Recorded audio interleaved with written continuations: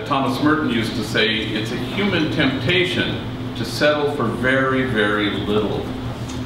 And that is true, I think, but all of you in this room decided not to settle for the conditional love of the gang and moved instead to this place to find the unconditional community that we have here.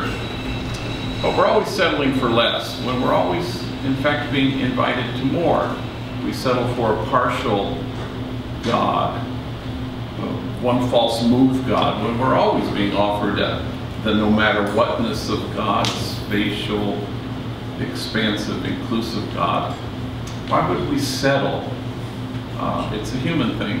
I guess this kind of occurred to me because when I was in Australia speaking in these 4 cities, a question that always came up was about Jesus. And one guy at a Q&A session, he says, well, when do you introduce Christ to the gang members at Homeboy Industries? And it recalled a time when once I was speaking at a huge mega Christian church, like 10,000 people, and they had jumbotrons with my bald ass up there on the screen. And I did my thing, 45 minutes of preaching the gospel of you guys. And afterwards, a woman came up to me, and she was very disgusted, actually. She said, yeah, your stories are all well and good, but here's the only question that matters. Do you bring gang members to Christ?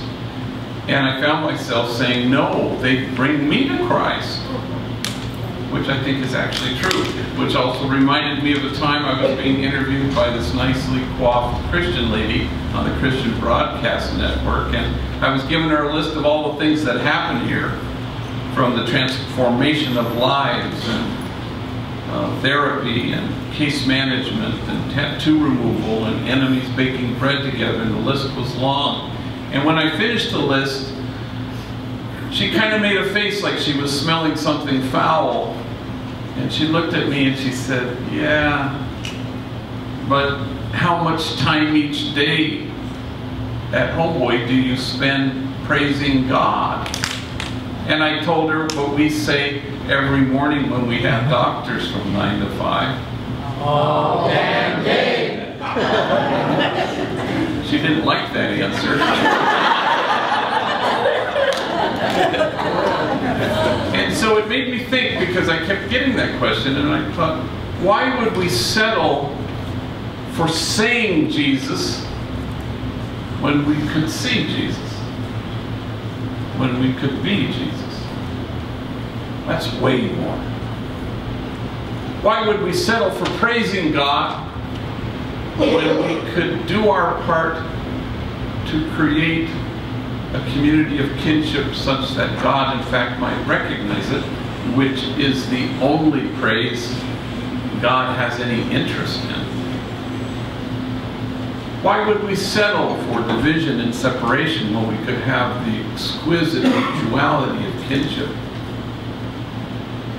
Why would we settle for little when we could have a whole lot more?